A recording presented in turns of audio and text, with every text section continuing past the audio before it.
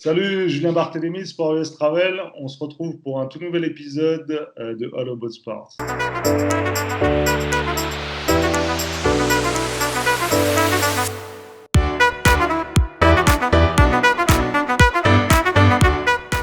Comme vous l'avez vu dans l'introduction, on se retrouve pour une nouvelle vidéo avec Julien Barthélémy qui a créé une entreprise, même une agence dans le secteur du sport qui propose des voyages exceptionnels si vous êtes fan de sport et surtout de sport US. Mais je ne vous en dis pas plus.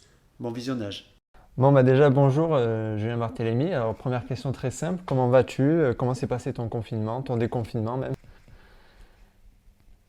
Écoute, ça s'est bien passé. Après, j'avais pas trop de choix. C'était assez particulier parce que le jour du confinement, en fait, moi j'étais aux États-Unis et je suis revenu des États-Unis ce jour-là parce que c'était la fin d'une date pour nous.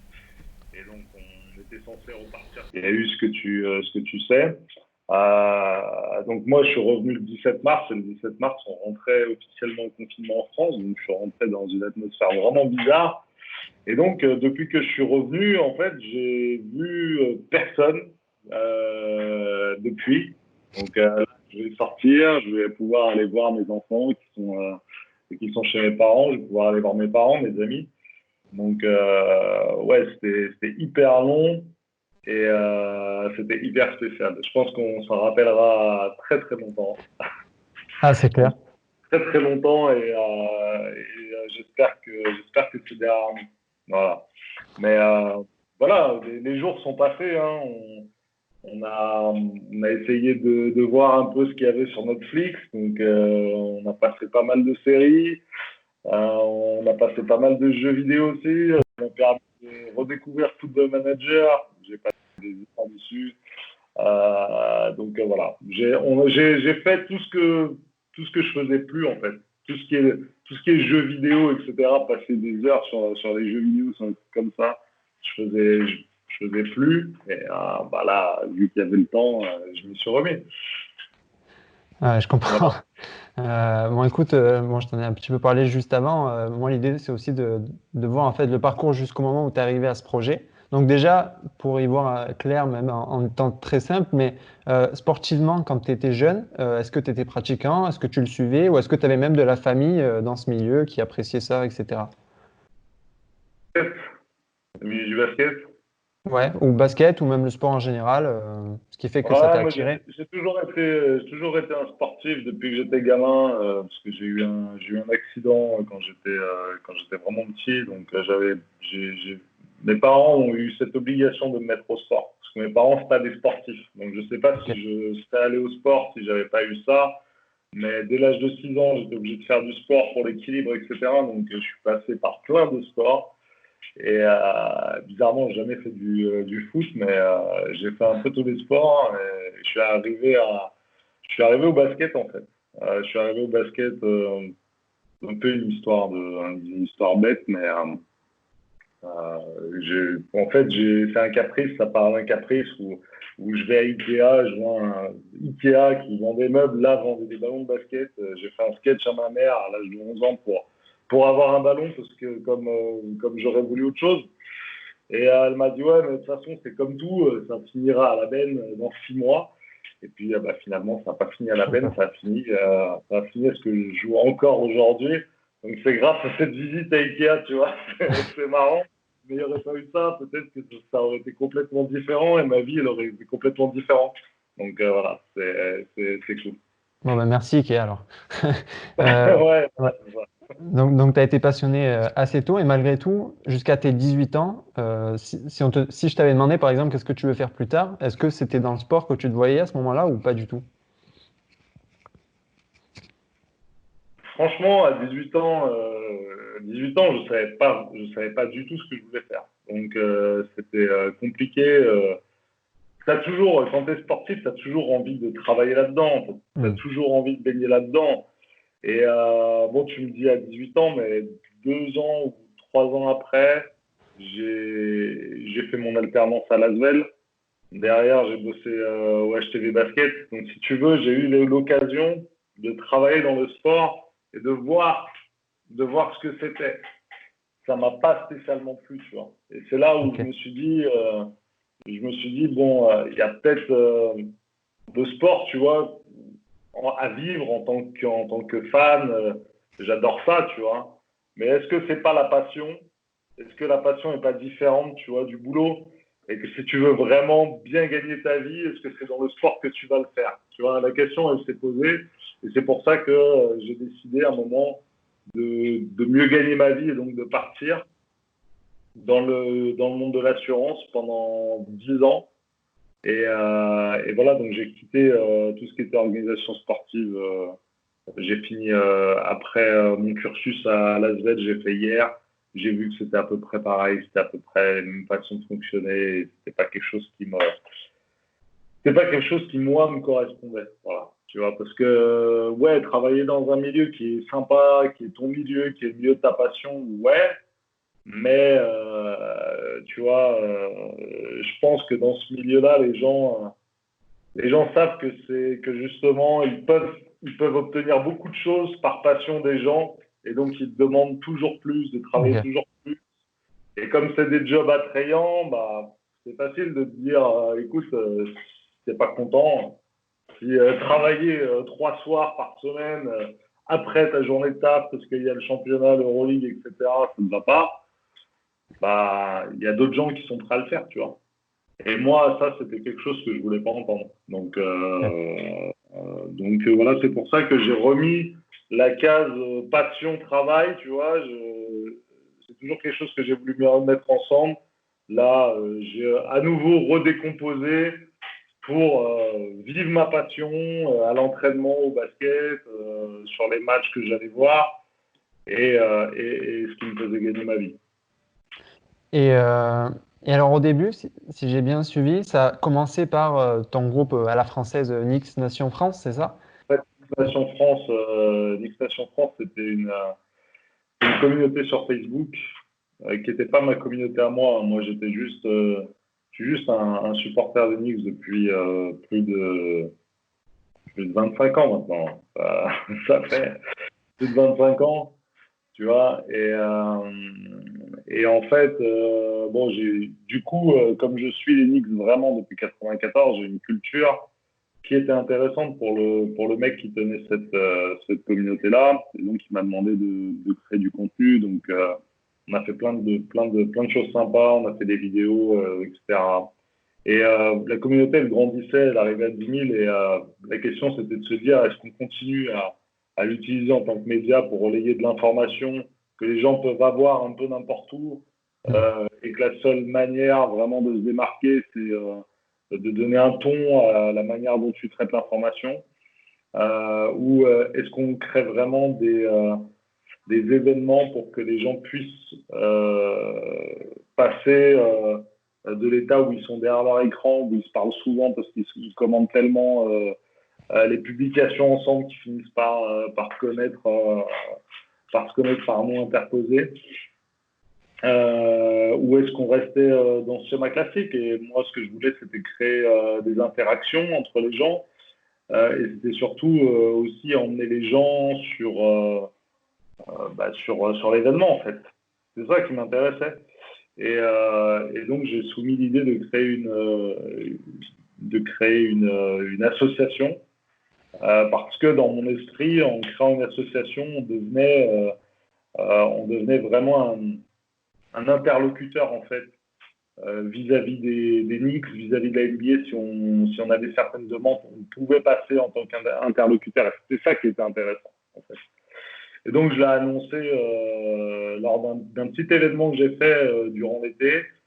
Et pour dynamiser le truc, j'ai dit on va partir en voyage.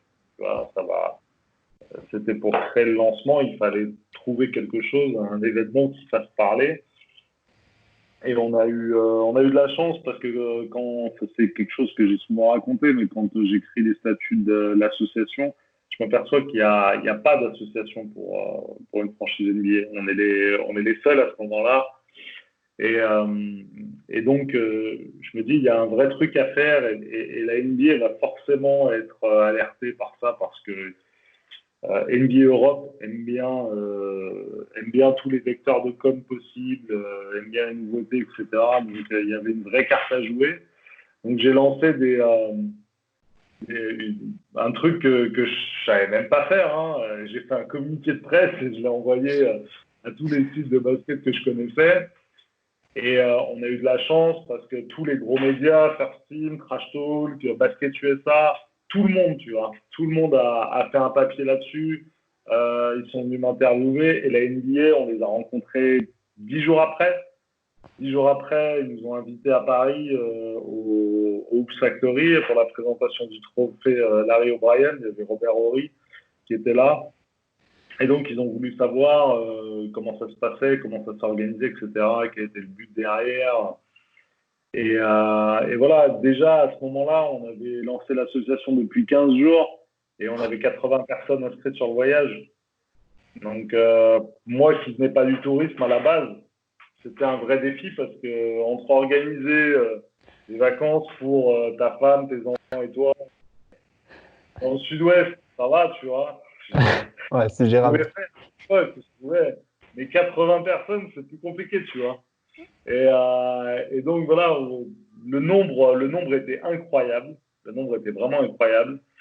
Mais je me suis jamais enflammé parce que je me suis dit qu'il y avait le truc à réaliser et que si je me plantais, c'était un désastre parce que un voyage à 80 personnes, ça représente une masse financière qui est importante. Donc si tu la plantes, c'est toi qui dois la rembourser. Donc j'ai pris énormément de risques là-dessus.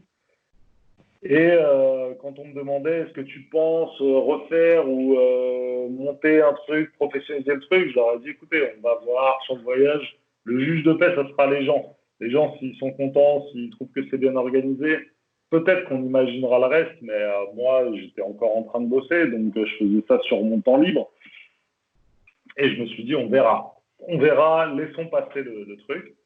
Et puis, écoute, ça s'est super bien passé. Les gens étaient ravis. On a vraiment compris que les gens, ce qui faisait la différence pour les gens, quand tu leur demandais à l'aéroport qu'est-ce qui vous a plu dans votre voyage, en fait, systématiquement, le retour qu'on avait, c'était on a aimé les accréditations pour entrer dans Madison Square Garden, quoi. Il est encore fermé au grand public.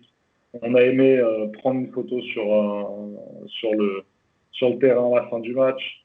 On a aimé quand John Stark est venu nous voir à la fin, au début du match, qu'il est venu signer des autographes. Et en fait, les gens parlent pas du match, en fait. Quand je vais leur demander, ils me parlent de tout ce qu'il y a autour. Donc c'est ça que j'ai décidé vraiment de mettre en avant sur l'agence aujourd'hui. C'est quand on propose une ville, par exemple, quand on propose Atlanta cette année en foot US, Atlanta, on les appelle en leur disant qu'est-ce que vous pouvez nous proposer qui nous fera venir à Atlanta? Parce qu'on ne viendra pas à Atlanta s'il n'y a pas quelque chose de spécial. Ou en tout cas, on n'y viendra pas pour voir un simple match de football US. Donc si on n'a pas plus, on ne vient pas. Par contre, si vous nous faites quelque chose de particulier qui va faire que le voyage va être incroyable pour les gens, là, on vient. On vient parce qu'il manque que ça. Aujourd'hui, bon, la ville n'est pas spécialement touristique, mais le Mercedes Stadium, il est incroyable. Les gens ont envie d'aller voir ce stade. Donc voilà, un match de foot US dans ce stade-là, ça va être incroyable. Mais s'ils ont le truc en plus, c'est fou. Donc voilà, et donc on a basé toute notre activité sur les hospitalités, entre guillemets, ce qu'on appelle vulgairement et aujourd'hui communément dans la fan expérience, parce que j'ai vraiment l'impression que quand je regarde LinkedIn, etc., que c'est vraiment devenu le truc, quoi. La fan expérience, ça devient même un peu ridicule d'ailleurs, mais bon, c'est comme ça. Et donc, une fois que tu rentres de ce premier voyage, là, tu te dis directement, il faut tenter de renouveler. Ça a été direct dans ta tête, tu t'es dit, avec les retours qu'on a, on essaye de continuer? Ouais, alors, quand je suis revenu, il y avait toute l'euphorie, parce que tu imagines bien que un supporter des Knicks comme moi, jamais vu, un mec qui n'est pas dans le tourisme, c'est un vrai challenge, tu vois, et l'avoir réussi, ça a été une fierté incroyable pour moi. Vraiment, ça a été pour mes parents, pour ma famille, pour les gens qui m'ont soutenu, en fait, tu vois, c'était incroyable. Et c'est tellement incroyable que quand j'ai dit que j'annonçais que j'allais me lancer envers mes parents qui ont jamais changé de boîte dans leur vie, etc.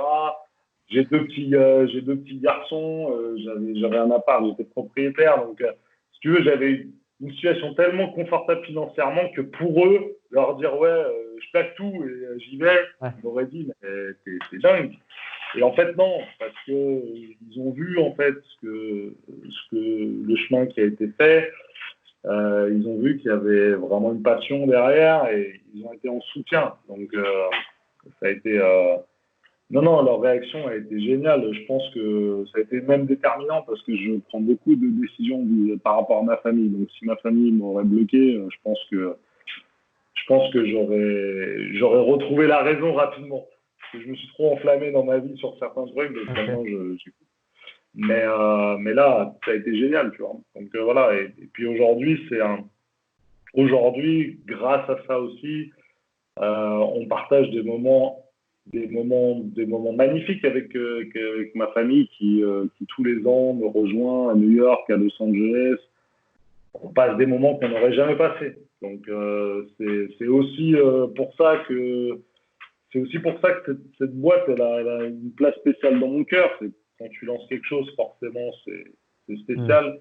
Et c'est surtout parce que ça m'a permis de partager énormément de choses avec des proches. Et ça n'a pas de prix. J'imagine. Et cette boîte, elle a quasiment 3 ans maintenant, c'est ça?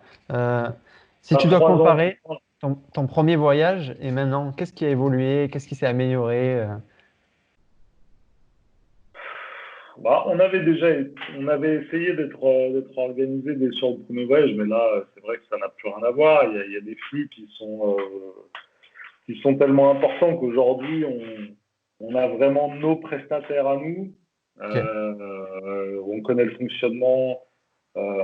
Voilà, les gens, ils sont à peine sortis de l'aéroport.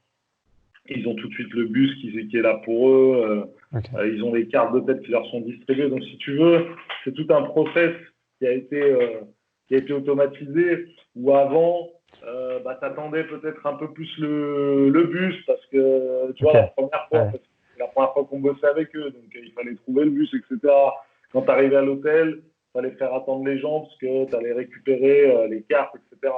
Là, avec le temps, voilà, on a des processus qui fait qu'aujourd'hui, dès l'arrivée de la personne, c'est très fluide, tu vois. Et forcément, c'est la professionnalisation de la boîte, en fait, qui est montée en gamme. Et parce que aussi, quand tu as de plus en plus de personnes qui viennent, il faut qu'il y ait des process qui soient automatisés. Pas l'accueil que tu as vis-à-vis des gens, parce que ça doit jamais être automatique. Ça doit toujours être très, très sport et travel, en fait.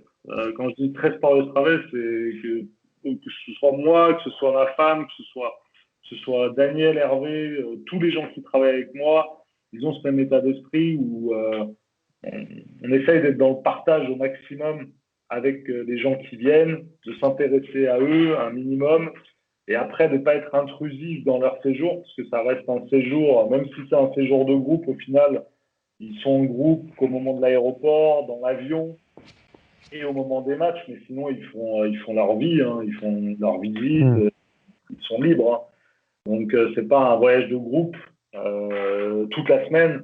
Il y a uniquement le match où on fait un déplacement en groupe, mais on essaye d'apporter cette touche-là où la personne elle a vraiment l'impression qu'on est en accompagnement, donc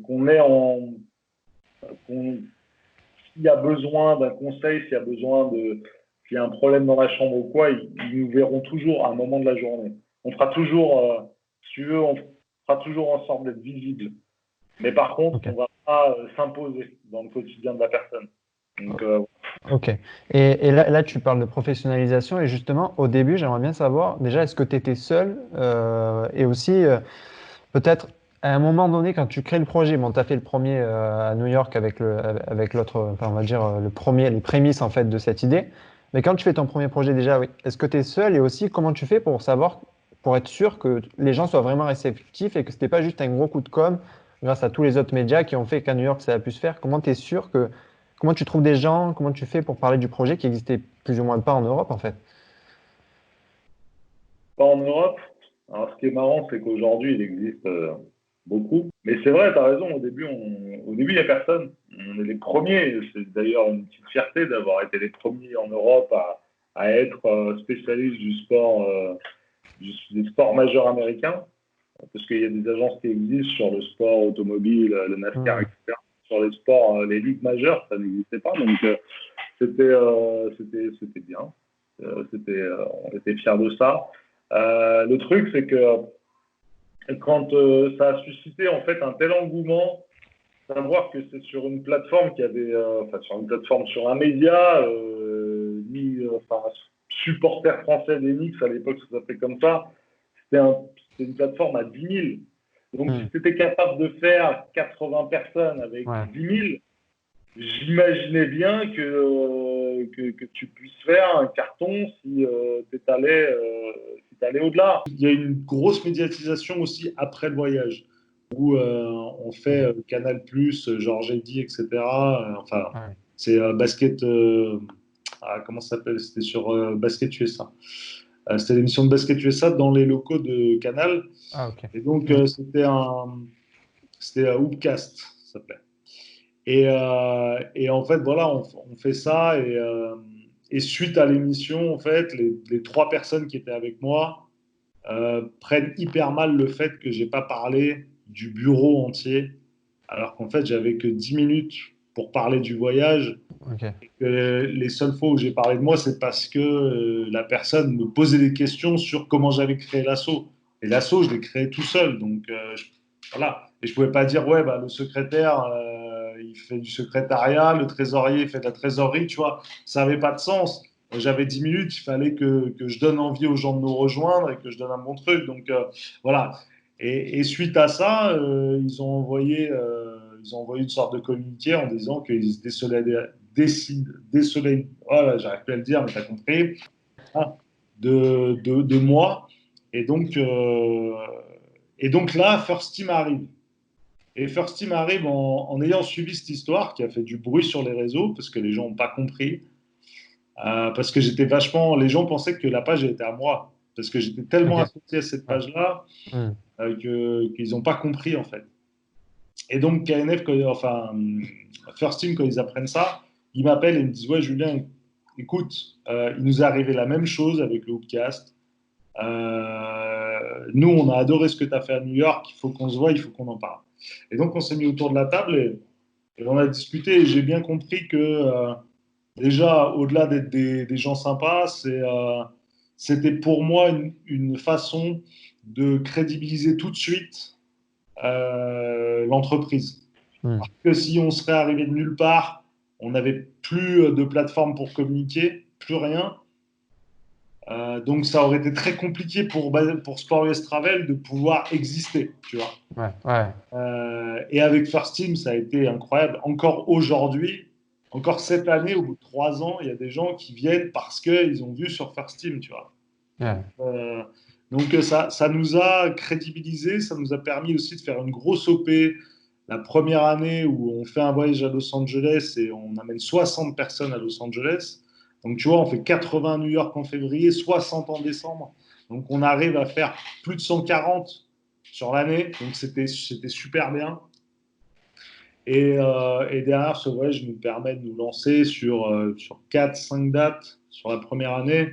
Voilà, c'est très loin de ce que l'on fait aujourd'hui, mais c'était un très bon début. Tu vois. Donc, je vais enchaîner sur une chose assez simple. Mais là, depuis tout à l'heure, on parle pas mal du cheminement jusqu'à Sport US Travel, etc. Mais peut-être qu'il y a des gens qui connaissent pas totalement le projet. Est-ce que tu peux au moins expliquer, parce que ce qui est reconnu, c'est un peu le savoir-faire expérientiel, etc. Est-ce que tu peux me donner quelques exemples pour que les gens puissent projeter un peu tout ce que tu fais dans ce projet, dans tes prestations? Ouais, en fait, Sport US Travel, c'est une agence de voyage, jusque-là classique, mais spécialisée sur le sport US. Donc, on fait que du voyage aux États-Unis. On a cette particularité-là. On fait que des séjours dans les plus grandes villes US avec des franchises NBA, NFL, de hockey, de baseball.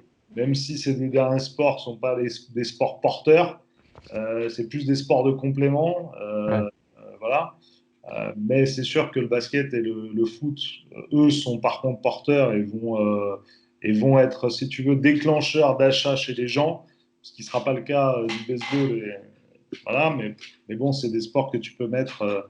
S'il y a du basket un jour et le lendemain du baseball, tu peux peut-être permettre cette double expérience-là. On est surtout basé, nous, sur ce qu'on appelle Money Can Buy. C'est le truc parce qu'aujourd'hui aux États-Unis, tu peux te monter un voyage par toi-même, assez facile sur Internet. Sauf que le Covid l'a montré encore plus, c'est que la protection, lorsqu'il y a ce genre de phénomène-là, quand tu passes par un professionnel, c'est beaucoup plus sécurisant. Et là, tous les gens qui ont fait leur achat sur Internet ont quasiment tout perdu. Hein. Donc voilà, aujourd'hui, ceux qui sont passés par nous ont été remboursés, soit d'un avoir, soit en numéraire. Donc c'est important de le dire, je voulais le dire aussi. Effectivement, ce qui va faire que la personne va être forcée, si elle veut vraiment vivre une expérience incroyable dans le sport US, de passer par nous, c'est qu'elle ne pourra pas avoir accès aux hospitalités qu'on a travaillé avec chaque franchise avec le temps. Et typiquement, à New York, on peut avoir de manière classique la photo sur le terrain à la fin du match. On peut avoir l'accréditation pour avoir accès au Madison Square Garden en bord de terrain lorsque le Madison Square Garden est fermé au grand public. Donc ça permet d'un accès entre 30 et 45 minutes où on voit l'échauffement des joueurs. Juste un parquet de pièces, ça reste quelque chose, je pense, de pas accessible pour les gens. C'est à côté du joueur, on était à côté de James Harden à un moment. On se tourne, il était à 5 mètres. Ça n'a pas de prix, c'est extraordinaire. Et ça, c'est sport de travail. De près. Et à ce moment-là, sur les 18 000 personnes qui viennent le soir, il n'y a qu'une centaine de personnes qui ont ces accès-là. Donc c'est vraiment exclusif. Ça va même jusqu'à une fois dans l'année la privatisation du Madison Square Garden. C'est-à-dire qu'on peut jouer sur le parquet, on peut prendre des photos, on peut prendre le micro. Voilà, c'est incroyable de faire ça. On l'a en général une fois dans l'année. On l'a aussi à Los Angeles avec les Clippers où on a la possibilité de privatiser le terrain. Et après, c'est à peu près la même chose. Les photos, pré-game shoot-around, on le retrouve à Brooklyn.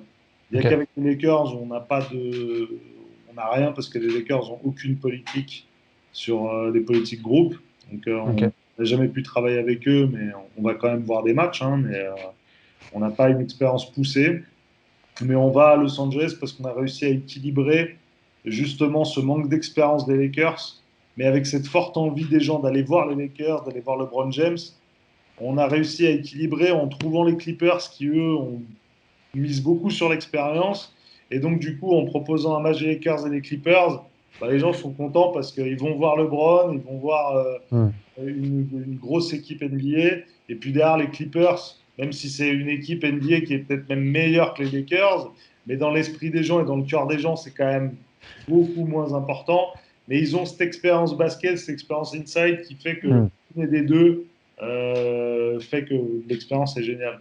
Donc voilà, à Miami, c'est pareil, il y a buffet à volonté. Voilà.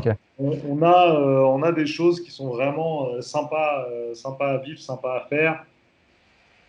L'expérience la plus incroyable reste quand même sur le foot US.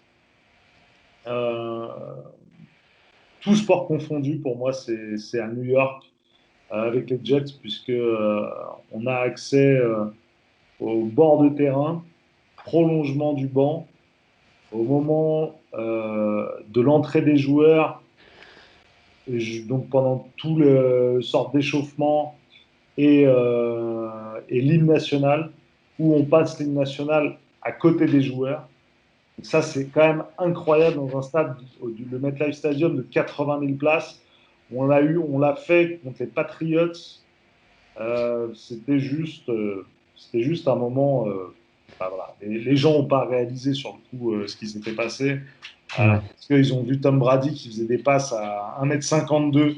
Donc, voilà, quand tu suis la NFL, quand tu connais le sport américain, quand tu connais la valeur d'un Tom Brady dans dans le cœur des gens, bah, voilà, ils ont vu une sorte de Michael Jordan à 1,50 m. C'est comme, Ouais. tu vois, c'est pareil. Donc voilà. Donc c'est ce genre d'expérience-là qui fait qu'aujourd'hui les gens viennent avec nous Mm. et on commence à avoir une réputation quand même avec le temps. Voilà.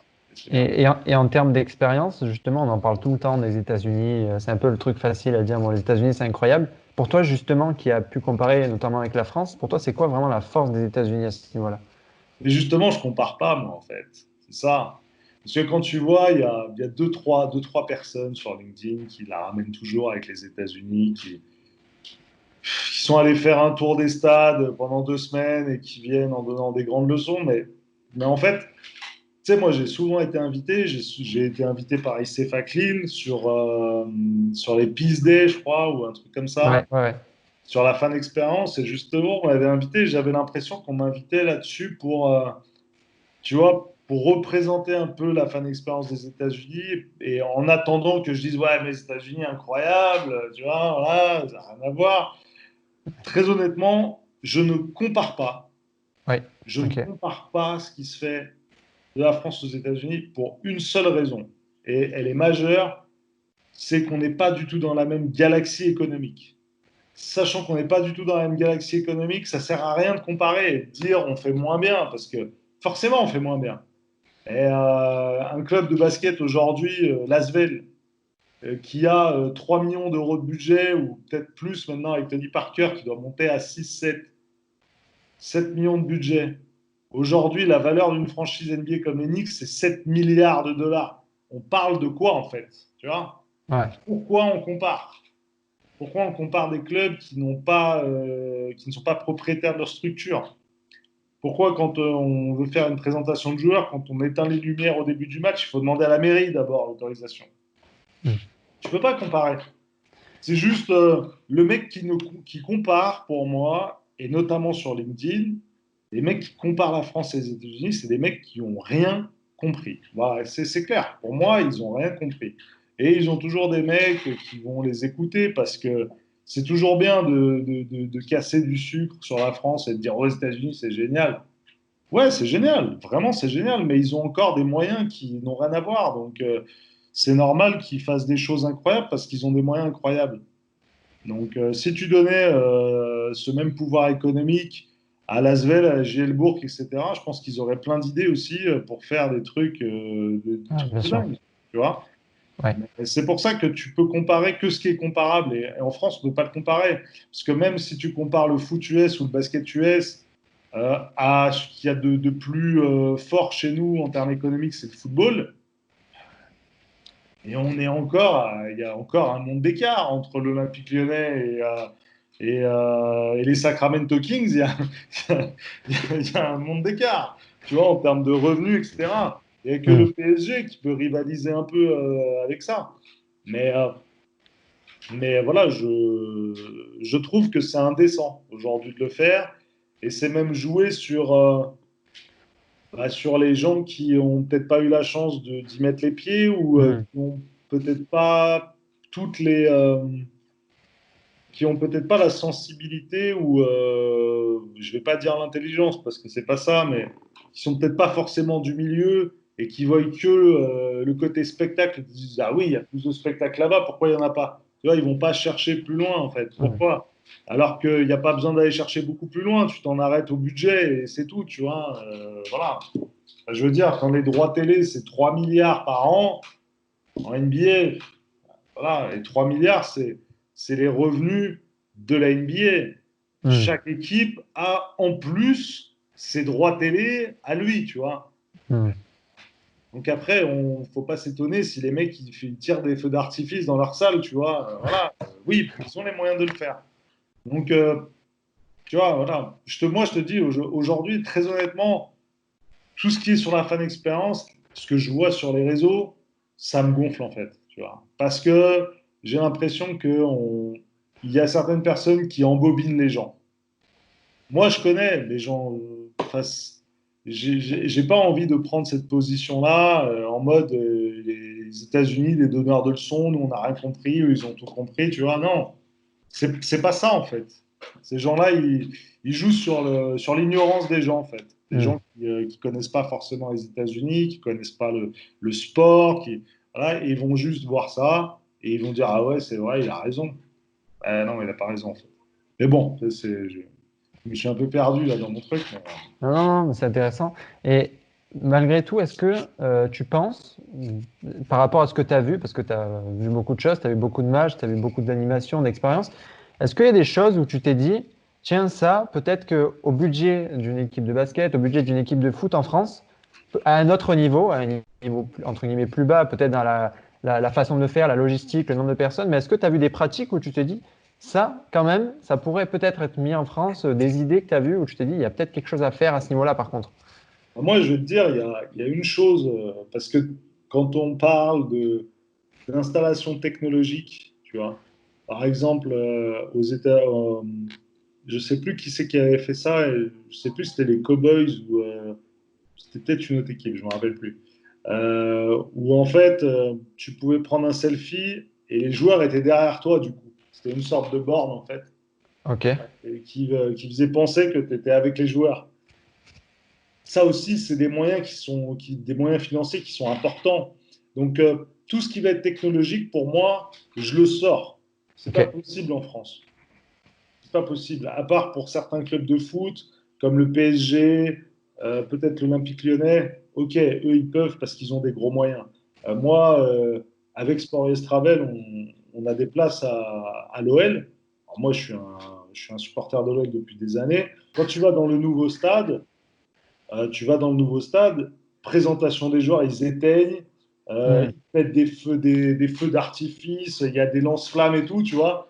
Donc eux, ils ont compris que c'était important et ils mettent du budget dessus, tu vois. hmm. Mais c'est de l'argent pas de perdu parce que ça valorise ton spectacle. Mais je veux dire, je suis bien conscient qu'en France, tout le monde n'a pas le budget de l'OL, qui est un club qui financièrement s'en sort très bien et qui n'a pas de problème. Mais ce n'est pas le cas de tous les autres clubs Bien qui sûr. sont obligés de faire attention à ce qu'ils dépensent. Donc pour moi, le premier step des clubs, alors pour moi, il y a deux choses. Il y a deux choses qui sont importantes. Et tu vois, j'en ai parlé à Gielbourg parce que je trouve que c'est un club qui travaille très bien, vraiment très bien, peut-être un des meilleurs en France, tout sport confondu. Et pour moi, il y a deux choses. Si demain on me prenait en consultant pour un club, Ok. euh, je travaillerais sur deux axes. Le premier axe et le plus important, ça va être euh, comment les gens s'identifient à toi.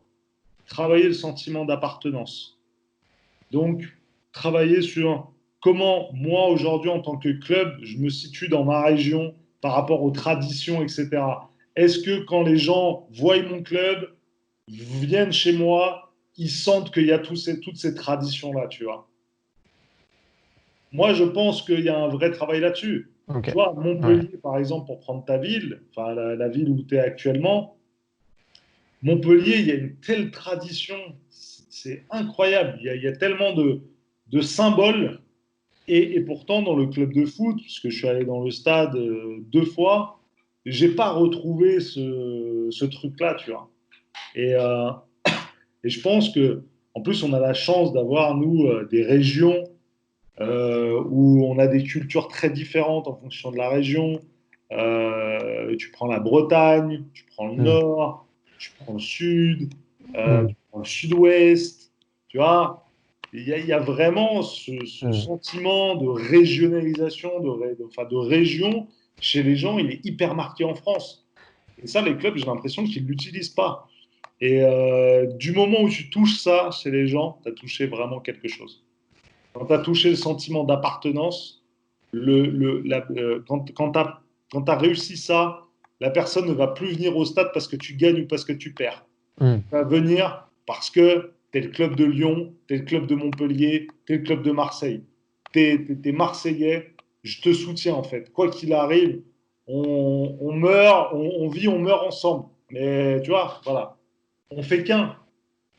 Et je pense que ça, enfin, je sais pas, quand je te dis ça, est-ce que ça allume une lumière chez toi et tu te dis, ah ouais, c'est vrai, c'est pas con. Mais Mais pour moi, c'est nécessaire. Et je pense que si déjà un club comme Rennes, par exemple, un club comme Rennes, il aurait tout intérêt à se dire, en fait, on est qui en fait? On est qui vraiment? Comment on veut être vu, tu vois? Et je suis pas sûr que le stade rennais aujourd'hui, il ait vraiment des valeurs vraiment bretonnes, quoi, tu vois? C'est pas parce qu'il a marqué deux phrases à la façade Ouais. du Horizon Park que voilà, tu vois. C'est vraiment, il faut travailler ce côté breton et vraiment aller, pas dans l'excès, mais vraiment marquer le truc parce que, parce que les gens vont y adhérer, en fait. C'est logique.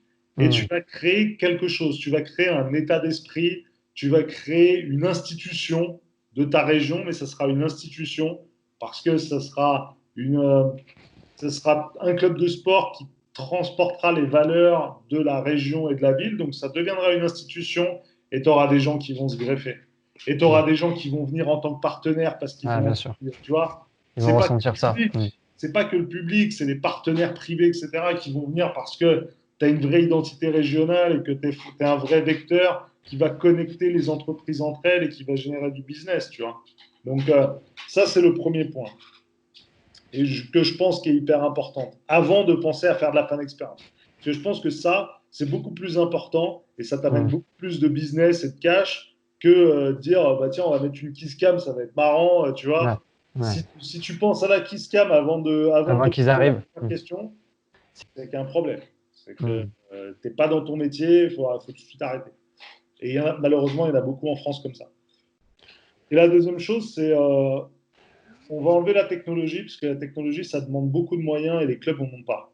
C'est pas la peine de tourner enfin, Mm. regarde en basket notamment, la ligue, les droits télé, c'est peanuts, ils vivent sur de la billetterie. Il y a beaucoup de clubs qui ont du mal à payer les joueurs. Il y a beaucoup de clubs qui passent à la DNCG au mois de juin et qui passent vraiment juste parce qu'ils ont une enveloppe magique qui sort de la communauté de communes ou des conneries comme ça. Ouais. Tu vois, il y a des clubs qui sont sauvés comme ça, magiques.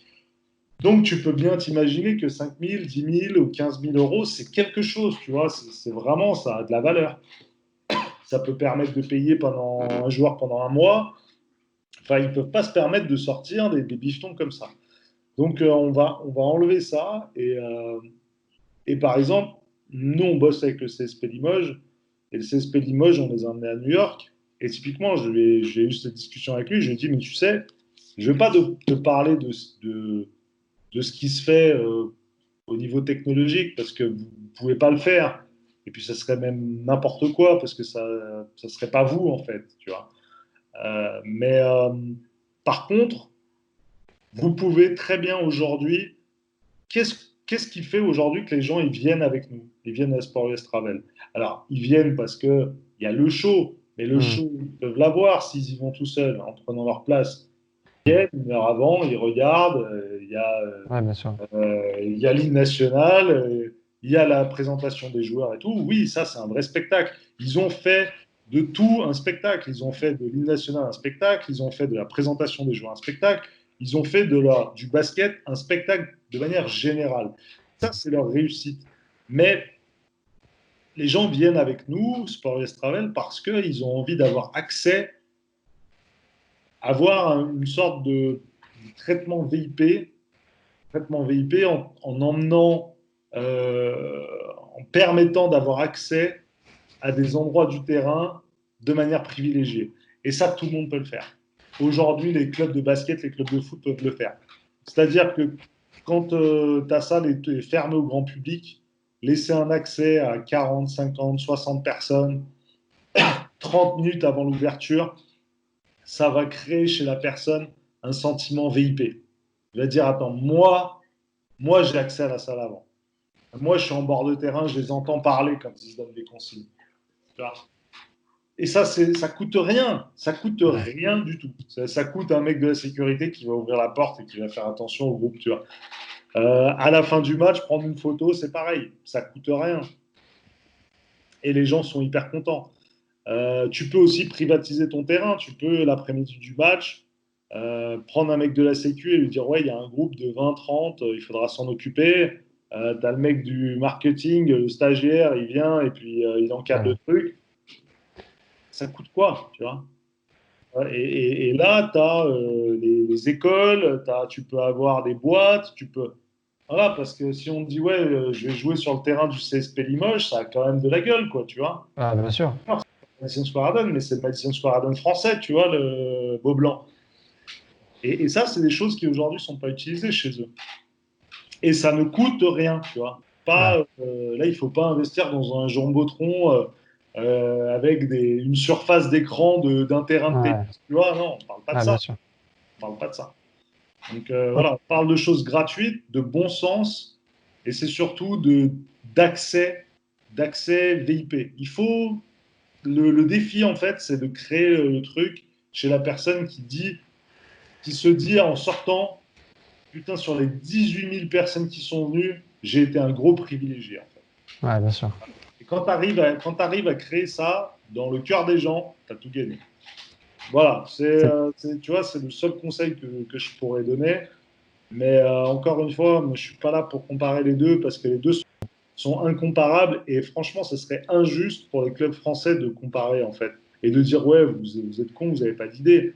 Bien sûr que les gens, ils ont des idées. Ils n'ont pas attendu deux, trois mecs sur LinkedIn qui sont allés voir 4 matchs aux États-Unis et qui reviennent en faisant des leçons à tout le monde, tu vois. C'est pas comme ça que ça marche en fait. Ouais, bien sûr. Et j'ai une dernière question. Bon, le média, il s'appelle All About Sport. Donc, l'idée, c'est de vraiment de parler de tous les acteurs. Toi, en tant qu'entrepreneur, si tu devais dire merci à une personne dans ce milieu, tu le dirais à qui? Aujourd'hui, du milieu sportif, il y a quelqu'un que j'ai envie vraiment de remercier. Je vais remercier le club de manière générale, mais c'est CSP Limoges. Le CSP Limoges, c'est le premier club français Qui a qui fait vient confiance. taper à la porte en disant voilà, nous on est intéressés, on veut faire partir des partenaires, ce que vous faites c'est génial, ça nous intéresse. Et ce voyage avec le CSP derrière, il est tellement porteur parce que Ouais. quand les gens voient qu'on fait partir le CSP, derrière, il y a toute la Jeep Elite qui veut partir. Et on fait partir 8 clubs l'année suivante, tu vois. Et avec des clubs qu'on a refusés parce qu'on n'avait plus de place. Donc, tu vois, on a de la chance parce que la Jeep Elite, on aurait pu tirer n'importe quel club et on arrive à tirer le plus gros médiatiquement. Et ça, clairement, c'est vraiment, je tiens à remercier le CSP Limoges parce qu'il nous a permis de montrer au reste de la Jeep Elite qu'on était capable de proposer vraiment un produit de qualité aux partenaires qui allait dans le sens de ce que eux voulaient, c'est-à-dire donner de la plus-value à leur partenariat et que les partenaires aussi les voient d'une manière différente parce que c'est comme le foot. Un partenaire, il va être habitué à avoir ses matchs de basket à Beaublanc, au Groupama Stadium, etc. Et si une fois dans l'année, tu lui dis, mais grâce à ton partenariat, je vais te proposer, tu vas avoir la possibilité de venir à New York, Ah, bien sûr. voir un match NBA dans des conditions incroyables, le mec, il va dire, c'est génial, tu vois. Ils ont tous la même réaction. Et aujourd'hui, ils ont des nouveaux partenaires parce que y a des partenaires qui veulent avoir la possibilité de faire ce voyage-là. Ah, Donc, bien sûr. ils deviennent partenaires pour faire le voyage. Tu vois donc, la plus-value, elle est là. Mais il fallait quand même qu'il y ait un club qui prenne le risque de le tenter. Et on a eu de la chance, c'est Limoges. Et Limoges, ça fait 2 ans qu'ils partent avec nous d'affilée. Et on est en train de voir pour la 3e et la 4e année, on est en train de voir sur 2 ans avec eux. Ok. Donc, c'est vraiment quelque chose qui fonctionne. Et on travaillera toujours avec eux parce que ça a été les premiers à nous faire confiance et qui nous ont permis d'ouvrir la porte sur le. Eux, par contre, ils nous ont vraiment permis d'ouvrir les portes du milieu professionnel. Donc, Ok. que ce soit le basket, le foot, etc., ça nous a donné une légitimité au niveau du sport en général, Limoges. Parce que du coup, on a pu aller voir l'OL, l'OM, on a pu aller voir le Stade Toulousain. Enfin, voilà, quand tu traites avec le CSP Limoges, tu peux aller voir tout le monde derrière, tu vois. Et ça, c'est parce qu'ils nous ont donné leur chance. Donc, je ne vais pas dire un sportif, je vais dire un club, je remercie le CSP Limoges. Merci Julien, en tout cas c'était vraiment un plaisir d'échanger avec toi. Et puis de toute façon, je vous mettrai le lien en description de son site internet. Et puis de toute façon, Bien aussi. voilà, tu peux me redire un peu toutes les villes que tu fais. Alors, on vous emmène à New York. Principalement, c'est la ville qu'on fait le plus. En deuxième, on a Los Angeles. Et ensuite, on a des dates à Miami, on a des dates à Los Angeles, j'ai déjà dit, à Las Vegas l'année prochaine, avec la NFL qui débarque à Vegas avec les Raiders. On va aussi l'année prochaine à Chicago. On va à Boston et on va certainement à San Francisco. Donc ça fait en gros 8 destinations. Voilà, on a 7-8 destinations dans l'année. Et là, on a ouvert cette année à Atlanta pour aller au Mercedes Stadium. Donc on a hâte d'aller voir ça et d'aller découvrir ce stade incroyable, puisque c'est aussi le but vraiment de Sportless Travel, c'est effectivement les hospitalités, mais c'est aussi t'emmener dans les plus grandes arènes du monde, tu vois. On parle de Madison Square Garden, on parle du Staples Center, on parle du Mercedes Stadium, on parle du MetLife Stadium. Tu vois, c'est aussi aller sur ces places fortes du sport mondial. Donc c'est ce qu'on permet de manière facile. Pas de prendre la tête des billets, savoir comment tu vas récupérer tes billets, si tu vas les récupérer, où est-ce que tu vas être, est-ce que ça va être des bonnes places, etc. Quand tu pars avec nous, tu sais que tu seras bien, tu seras au niveau des places, tu seras au top, tu auras une expérience top. Donc voilà, partez avec Sportless Travel, c'est plus simple. Cette vidéo est terminée, j'espère qu'elle vous a plu. N'hésitez pas à liker, à commenter, à partager. Et puis nous, on se retrouve pour une prochaine vidéo. Ciao, ciao.